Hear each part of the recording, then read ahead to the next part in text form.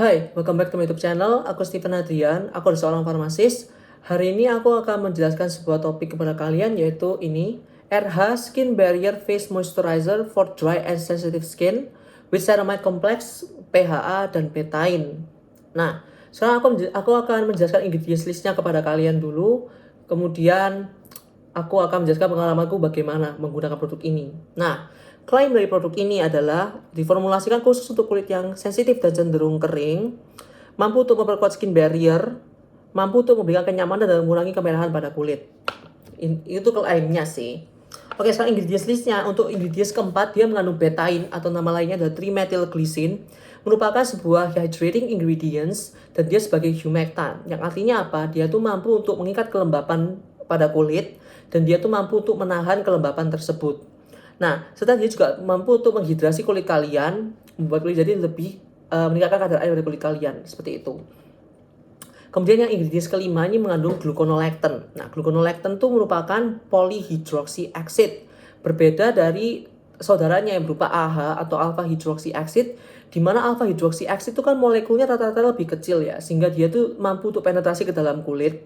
Sedangkan PHA ini molekulnya cenderung lebih besar sih, sehingga memang dia itu tidak bisa terlalu penetrasi ke dalam kulit. Namun PHA tetap bisa untuk mengeksfoliasi kulit, terutama digunakan biasanya PHA itu untuk kulit yang sensitif.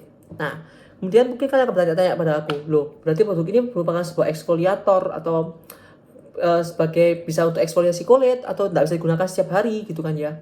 Menurutku sih bisa digunakan setiap hari karena produk ini esensinya bukan sebagai eksfoliator. Nah, kalau kalian tahu, gluconolactone itu juga sebagai sebagai eksfoliator ringan. Produk ini pun juga memiliki kemampuan sebagai hydrating ingredients, serta dia tuh mampu untuk memperkuat skin barrier pada kulit kalian. Jadi di sini aku merasa gluconolactone-nya itu memang untuk memperkuat skin barrier kulit kalian, bukan sebagai eksfoliator. Jadi bisa digunakan setiap hari. Kemudian produk ini juga mengandung ceramide kompleks berupa ceramide 3, 62 dan ceramide 1 atau ceramide NP, AP, EOP. Nah, kalau kalian tahu, kulit kalian itu skin barrier kulit kalian itu tersusun dari sebuah senyawa yang namanya adalah ceramide. Nah, anggapannya ceramide itu sebagai lem yang akan menyatukan sel kulit satu dengan sel kulit lain. Jadi ceramide ini yang akan menyatukan. Nah, kalau level ceramide kulit kalian itu rendah, memang skin barrier kulit kalian jadi lebih tidak terlalu bagus gitu ya. Jadi terkompromasi dan lebih mudah teriritasi. Nah, ceramide di sini mampu untuk memperkuat skin barrier kulit kalian, jadi level ceramide-nya juga cukup tinggi sehingga tidak mudah teriritasi dan meningkatkan skin barrier kulit kalian. Kemudian produk ini juga mengandung phytospingocyne. Nah, phytospingocyne, kalau kalian tahu, phytospingocyne itu merupakan senyawa yang membentuk ceramide. Nah, ceramide itu kalau kalian tahu terbentuk dari sebuah senyawa yang namanya adalah sphingosine. Nah, phytospingocyne merupakan sphingosine yang didapatkan dari tumbuhan. Nah, phytospingocyne dan ceramide ini bekerja secara sinergis, mampu untuk meningkatkan skin barrier kulit kalian menjadi lebih efektif lagi. Nah, phytospingocyne juga mampu untuk meningkatkan level ceramide pada kulit kalian. Jadi bagus sekali jika kombinasi kedua ini digabungkan. Kemudian kombinasi ini diperkuat lagi dengan tambahan dari kolesterol. Nah, kolesterol itu merupakan natural moisturizing factor, bukan merupakan sebuah penyakit. Nah, jadi kalau kalian tahu, kolesterol itu sebenarnya ada di permukaan kulit kalian. Namun kadang-kadang kalau kulit kalian jadi kering itu kadang-kadang memang kolesterolnya juga akan terbuang juga.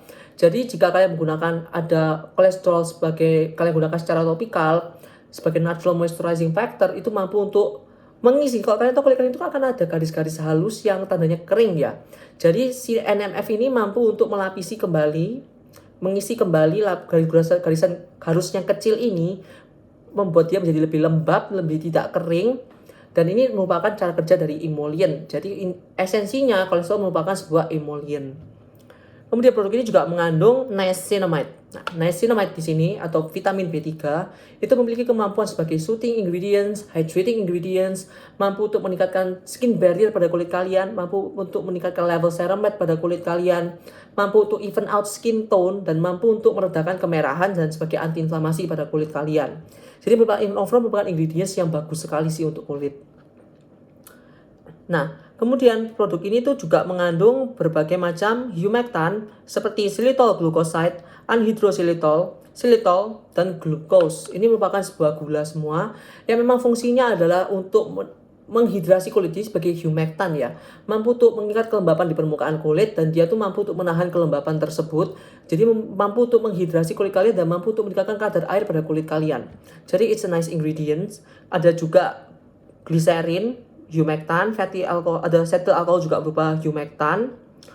Kemudian produk ini juga mengandung dimethicon sebagai oklusif pada produk ini. Jadi dia tuh mampu untuk menjaga supaya produk ini supaya tidak terjadi transepidermal water loss.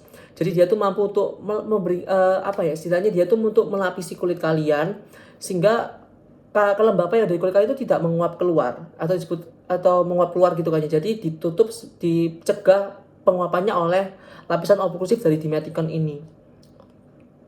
Kemudian produk ini juga mengandung lauryl lysine berupa emollient dan hydrating ingredients.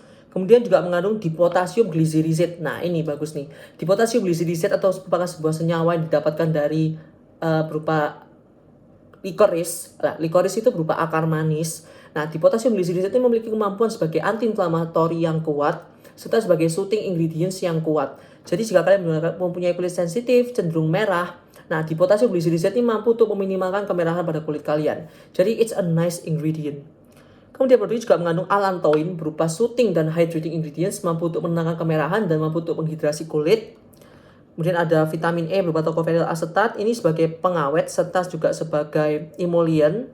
Ada disodium ETTA, ini sebagai pengawet. Jadi in overall menurutku ya, jadi kok kalian lihat ya, mungkin nanti aku akan insert ingredients listnya di description box, kalian bisa baca sendiri. Nah, ceramide-nya ini berada di atas sekali. Jadi produk ini tuh chock full of ceramide. Jadi produk ini mengandung ceramide yang tinggi. Jadi memang dia tuh didesain sekali mampu untuk mengembalikan skin barrier kulit kalian yang mungkin rusak. Jadi in overall produk ini bagus sekali untuk mengembalikan skin barrier kulit kalian. Nah, terus kalau kalian akan bertanya teksturnya bagaimana? Ini teksturnya begini. Jadi dia tuh bener-bener kayak krim gitu loh. Baunya kayak lem menurutku. Ini baunya kurang enak lah baunya. Cuma memang dia nggak ada fragrance-nya. Jadi memang produknya kurang enak baunya. Cuma jika kalian blend itu kayak gini. Dia itu cenderung agak thick. Tapi dia tuh mudah meresap kok menurutku. Jadi bagus lah menurutku. Dan yang aku suka dari produk ini memang produk ini tuh kayak inovatif gitu ya. Inovatifnya adalah produk ini tuh kayak dia tuh mengembangkan kayak ingredients list yang bagus untuk skin barrier itu dia kembangkan semua. Jadi dia gabungkan ceramide, kolesterol itu kan untuk meningkatkan skin barrier, kemudian ditambah dengan niacinamide, ditambah juga dengan PHA berupa gluconolactone, ada phytospinosyne-nya juga. Jadi menurutku ini merupakan sebuah produk yang memang dipikirkan secara matang untuk meningkatkan skin barrier kulit kalian. Karena memang dia diformulasikan oleh dermatologis ya. Berarti memang bagus sih memang. Jadi in overall menurutku ini produk yang bagus.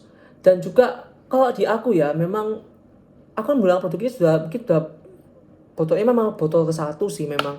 Cuma pertama kali aku menggunakan produk ini memang rasanya itu kayak agak-agak panas gitu loh. Mungkin karena gluconolactone-nya yang cukup tinggi itu tadi. Jadi ada sedikit eksfoliasinya. Nah, biasanya aku menggunakan tretinoin ya. Aku menggunakan tretinoin terus aku timpa dengan moisturizer ini dan itu kerasa panasnya.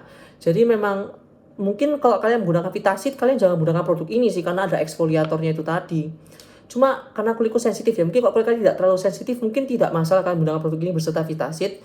Cuma kalau misalnya kalian nggak pakai Vitasit, kalian menggunakan produk ini sendiri, menurutku sih nggak ada rasa panas, menurutku nggak masalah, enak kok kalian pakai. Cuma aku juga baca-baca review di Female Daily dan kawan-kawan memang banyak orang yang berkata kalau produk ini tuh membuat kulit mereka menjadi lebih panas gitu loh. Dan lebih kayak rasa panas, ada burning sensation. Nah, menurutku ini memang karena gluconolactone-nya ini tadi, mungkin banyak orang yang tidak cocok dengan produk ini itu karena gluconolactone-nya itu.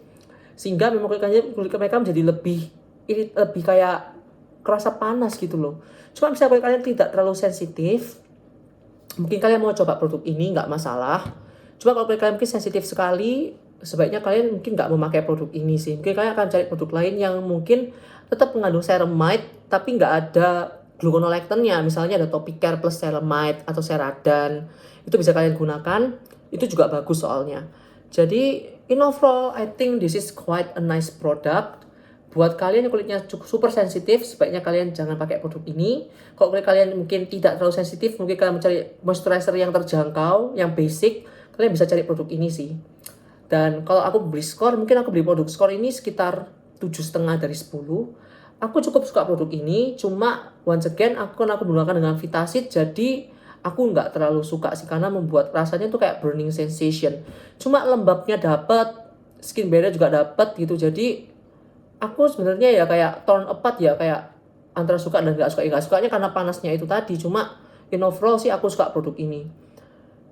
Jadi aku gunakannya pada pagi hari sih. Jadi kadang-kadang atau misalnya pas nganggur-nganggur aku pakai pelembab ini sih. Jadi begitu saja sih reviewnya dari aku. Thank you so much for watching. See you next time. Bye.